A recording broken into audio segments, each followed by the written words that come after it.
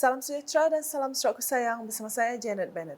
Tumpuan berita malam, Kerajaan Gabungan Parti Sarawak GPS serta setiap komponen parti di bawahnya terus memperjuangkan masa depan rakyat Sarawak tanpa mengira latar belakang. Menurut Premier Sarawak yang juga pengerusi GPS, Datuk Patinggi Tan Sri Dr. Abang Abdul Rahman Zahari Tun Datuk Abang Openg, GPS mempunyai dasar untuk memberi balik pendapatan yang lebih kepada rakyat untuk dimanfaatkan. Mengambil contoh dana kekayaan berdaulat yang dijangka akan ditubuhkan pada tahun depan, beliau berkata pendapatan lebih akan disimpan khususnya untuk pendidikan anak-anak muda Sarawak. Jelasnya menjadi niat GPS untuk memberikan pendidikan tinggi percuma kepada setiap warga tempatan yang meneruskan pengajian di Universiti Tempatan Sarawak sekiranya negeri ini mempunyai kedudukan kewangan yang baik. Tapi kita syukur pada Tuhan, nampaknya pendapatan Sarawak bertambah. 2022 pendapatan kita 12 bilion ringgit. Tidak pernah dalam sejarah Sarawak kita mempunyai ekonomi yang teguh dan juga pendapatan yang ada yang kita balik kepada rakyat. Tahun tu 4 bulan 5 bilion dah.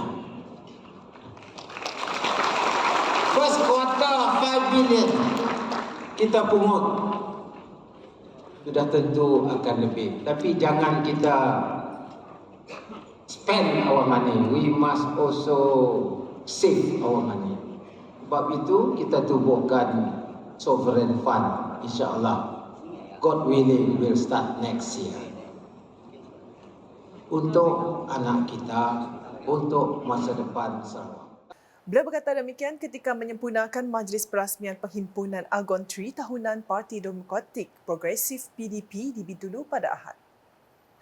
Dalam pada itu, Datuk Patinggi Tan Sri Abang Zahari ketika ditemui selepas majlis menaruh keyakinan terhadap barisan perwakilan tertinggi PDP yang baru dalam menyesuaikan diri dengan perubahan landscape politik yang sedang berlaku.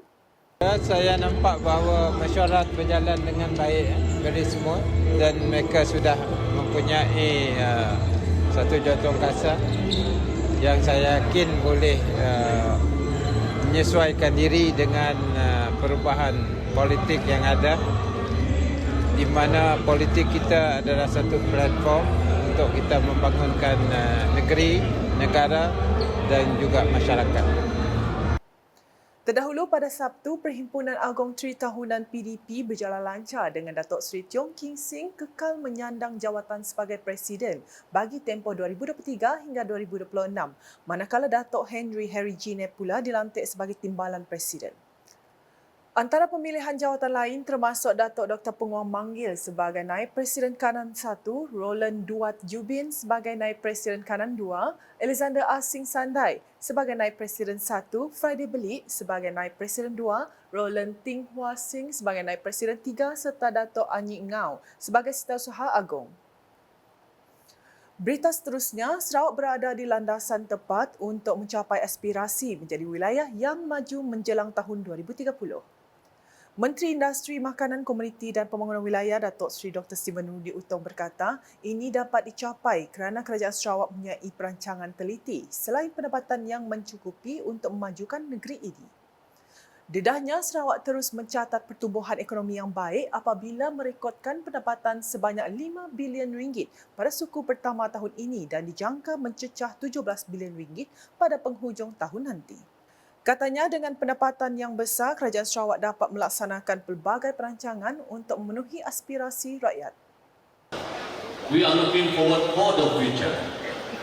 60 tahun, 30 tahun, by year 2030 dalam perancangan kita post-COVID strategi. Kita mahukan Sarawak ini menjadi sebuah wilayah yang sudah maju by year 2030.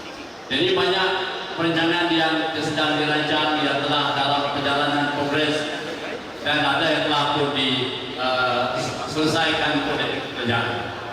Saya berbangga berfungsi dengan tuan-tuan adik kakak semua kerana kita melihat banyak perubahan dari segi ekonomi, dari segi politik, dari segi sosial. Walaupun demikian, banyak perkara-perkara yang kita harus selesaikan, terutamanya infrastruktur, jalan raya, api, air, telekomunikasi dan sebagainya. Beliau berucap demikian semasa meraihkan ketibaan konvoi Kembara Sarawak Merdeka di HN Corner, Sebau pada Ahad. Ahli Dewan Undangan Negeri Adun Kemenang itu menambah kerajaan Sarawak juga sedang mengkaji kaedah yang efektif untuk memastikan projek-projek yang sedang dan akan dibangunkan berjaya dilaksanakan kerana rakyat mahu melihat impak dari setiap projek pembangunan tersebut. Sehubungan itu, beliau menyeru kepada rakyat di negeri ini agar terus bergerak seiring dengan kerajaan Sarawak yang bergerak pantas dalam usaha majukan negeri ini. Walaupun kerajaan telah melangkah dengan cepat, tapi rakyat mesti memahami dan juga mesti dapat supaya kita bekerjasama. Jadi kalau kita lihat kerajaan Malaysia pada akhir-akhir ini dan ada bentuklah kerajaan unity government atau kerajaan perpaduan dan sebagainya. Jadi banyak masalah-masalah yang harus diselesaikan. Tumpuan kepada membangunkan rakyat dan sebagainya agak terjejas. Tetapi kita bersyukur di Sarawak, kerajaan GPS cukup kuat dan mantap. Oleh sebab itu kita dapat akan rancangan-rancangan untuk supaya kita dapat memberikan hemat yang terbaik untuk rakyat. Sementara itu, ketika ditemu bual pemberita, Datuk Seri Steven mendedahkan projek pembinaan Jabatan Sebauh yang tertangguh akan diteruskan semula dalam masa terdekat. Katanya, pihak Jabatan Kerja Raya JKR telah menamatkan kontraktor asal dan telah mengenal pasti kontraktor penyelamat bagi meneruskan projek tersebut. Kontraktor pertama telah ditamatkan oleh JKR dan sekarang kita nak pasti dan akan tidak lama lagi dalam 2 bulan itu rescue kontraktor akan mengambil alih supaya jambatan ini dapat kita selesaikan dalam sedikit masa. Dan juga banyak projek-projek lain yang belum dapat dijalankan kerana keadaan COVID dulu satu dan juga keadaan kerja-kerja yang kurang seperti mini stadium di Sebau dan juga gereja, masjid dan jalan di Siku dan sebagainya. Jadi kita sedaya upaya untuk dapat menyelesaikan masalah ini kerana bukan kita tak ada duit, cuma kemampuan kontraktor juga memberikan kesan yang kita rasa memberikan keadaan ini terjadi. Datuk Seri Steven dalam pada itu memberi jaminan kerajaan negeri akan memastikan projek Jambatan Sebauh disiapkan walaupun terpaksa mengeluarkan kos yang lebih.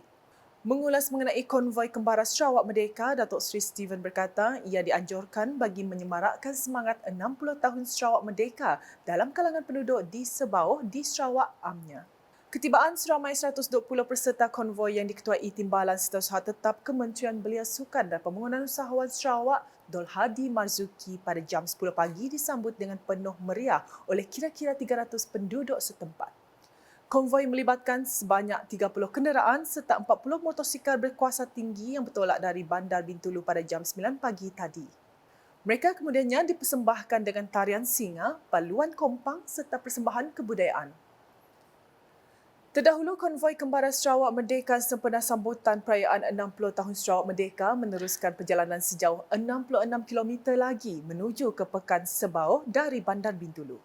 Majlis pelancaran dan flag off konvoi disempurnakan oleh Adun Jepak Datuk Talib Zulkifli pada jam 9 pagi bertempat di Naim Street Mall, Bintulu Paragon pada Ahad.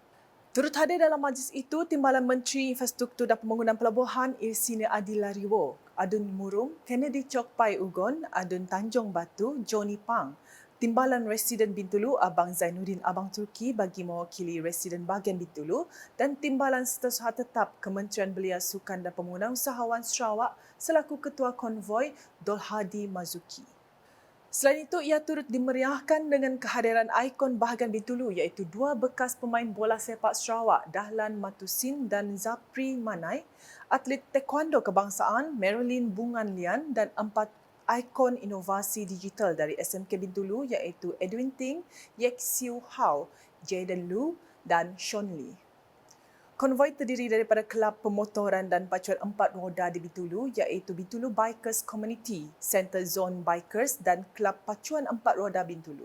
Ia melibatkan seramai 120 peserta yang membawa 40 kenderaan dan 30 motosikal berkuasa tinggi.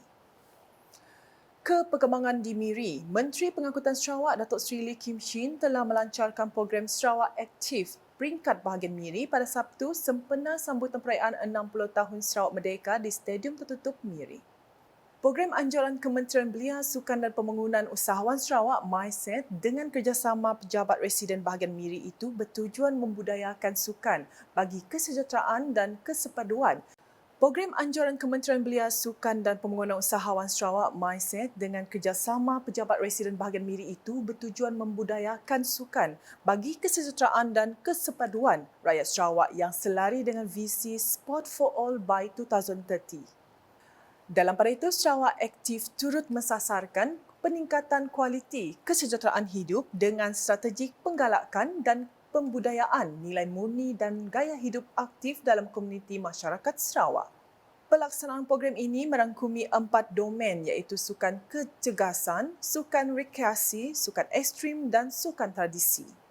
Di samping itu, pelbagai acara menarik telah berlangsung seperti senam aerobik mega bersama Datuk Seri Lee, pertandingan aero button, pertandingan tarik tali, pertandingan gusti lengan, pertandingan e-sport, pertandingan auto show dan lain-lain. Sekian edisi malam bersama saya, Janet Bennett. Berita lebih lanjut boleh didapati di semua platform media sosial UKAS, masuk portal UKAS sarawak.gov.my dan UKAS Channel di YouTube.